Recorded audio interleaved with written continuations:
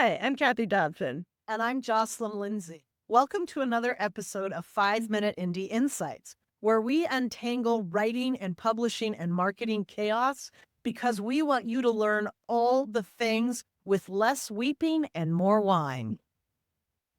People love that. Since today we're going to talk about revisions, and not all edits are created equally. So we want to break down the different types of revisions so you can stop rewriting the wrong things first. So you have a plan going into this. Yes, it's so important. And I have to tell you, I used to be one of those people who loved writing and hated revision.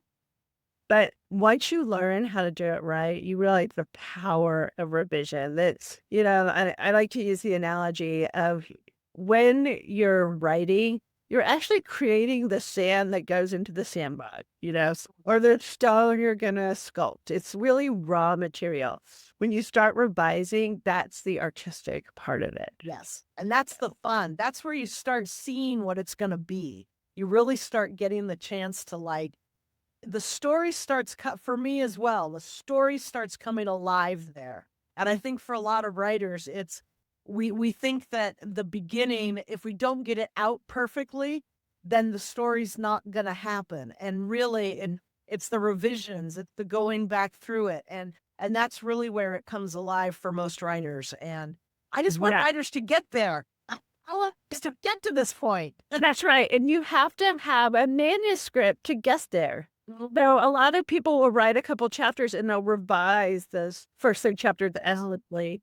And that doesn't work. Write the whole thing. Get enough sand in the sandbox to make your castle. Exactly. Yeah, I love that. If you don't have enough sand, you can't make the castle.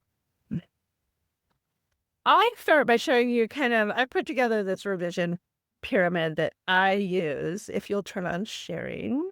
I am about to here. There we go. And I'm going to show you this. So, how I like to think about it. You start with your big pile of sand and you get more narrow as you go through. And so what Jocelyn says is the very most important things. You do not want to spend time fixing a sentence when your story doesn't work because that sentence may not be in there anymore by the time you get done, right?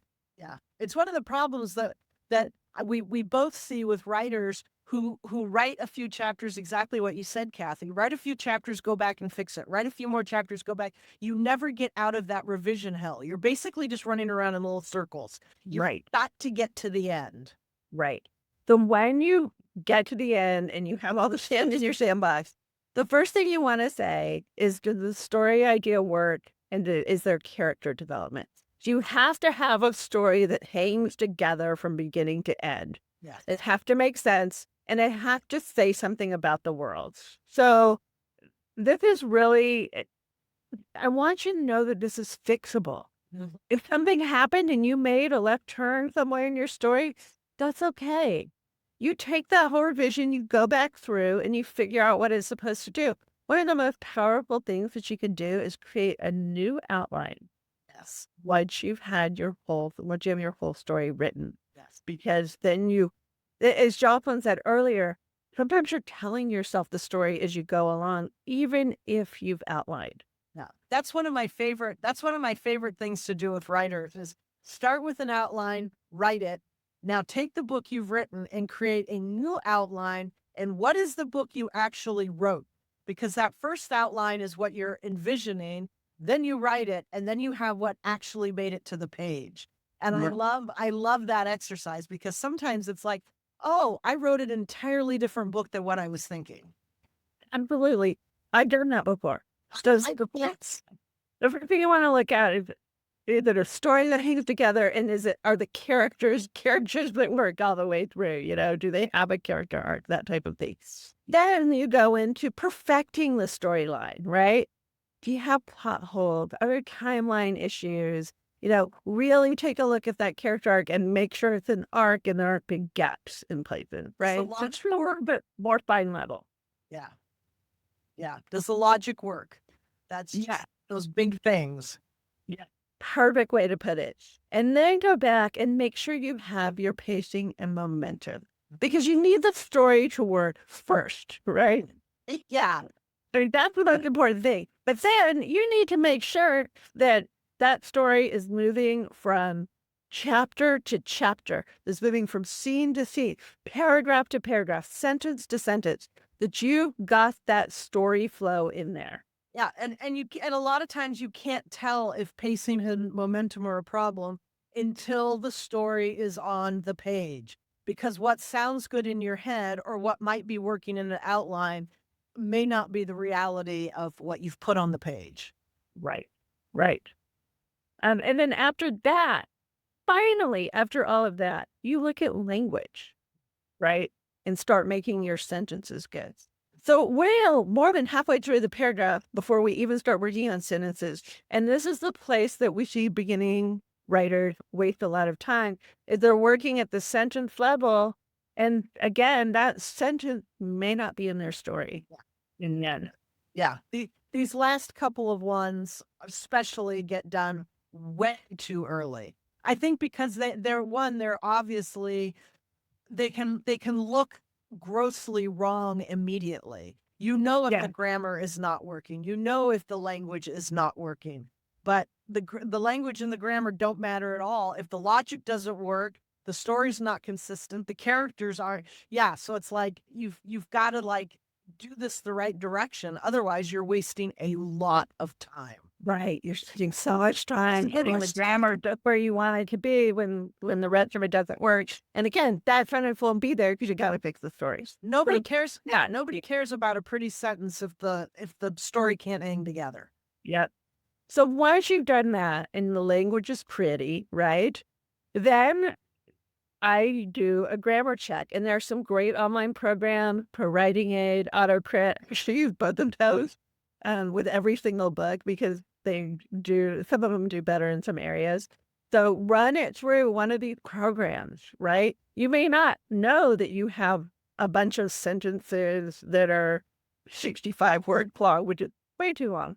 Or you may not know that you use already, like way too often. Or just, those are a couple of my words. You may not know that you've written your book at a 12th grade level, and it really should, even for adult fiction, be more like at an 8th grade level, right? And they tell you all of these things. Plus, they find typos and grammar issues and other things. And they look at pacing and momentum. And so run it through one of these programs. It'll really open your eyes to your Fun. They're really kind of fun to see. If you haven't done it before, they're really fun. Just And don't then get distracted by them. And expect to spend a lot of time there, more than you would imagine. And then finally, I always read my story out loud, or I have Microsoft Word read it for me. They have better voices now than they used to, because your story sounds different than it reads on the page, and you will be amazed at how many errors you pick up that you didn't see when you were reading, but also how many little things you want to fix because you realize that it sounds different than you thought it was coming across. Yeah. Yeah. And I think you don't want to do all of these at once. You don't want to start looking like at one page for story idea. I've done the page. Now I'm going to look at pacing and momentum. Now I'm going to look at grammar. You do not have to fix everything at once. We're talking multiple drafts here with very specific goals because we really want to save not just your time, but we want to save your energy and your sanity because you're going to be doing this. This is not a one and done type of revision. I mean, you're going to be looking at this book multiple times. And we both see writers that think one draft and done and then publish. Or two, or just way more than two. Not exactly. And you just keep honing in back to the sandcastle analogy that's so great and the sculpture analogy. You just keep refining the details. Once you have that block of material, you just keep refining down to your laser focus. And you've got to save your sanity because this can be very maddening.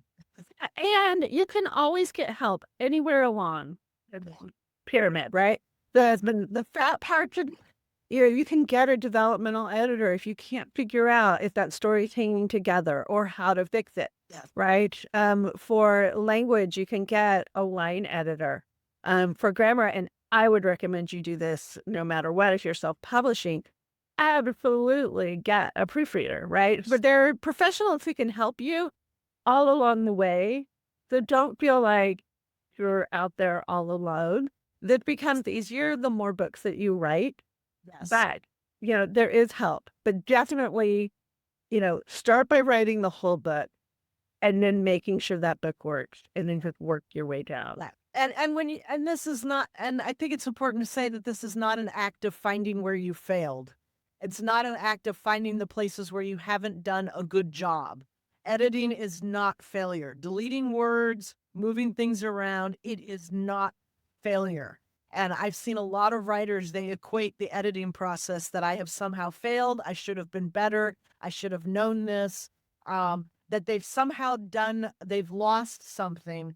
And this is really the part that I love because, like we were saying at the very beginning, this is where you see your story come to life. This is where the characters and the worlds really start coming to life on the page. And this is where you want to get. I want every writer to get to that read out loud part because then your story the engine is purring and your story is humming along.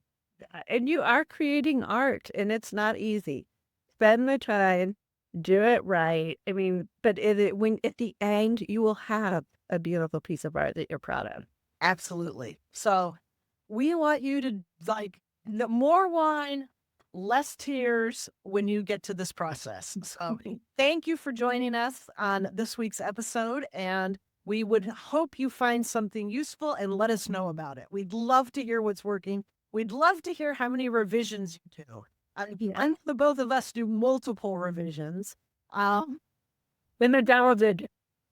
Yes, and bring in other people to help us with our revisions. You need more eyeballs on your work. So let us now know what's working, what's not working. We'd love to hear from you. And until next time, have a wonderful week. Take care. Bye.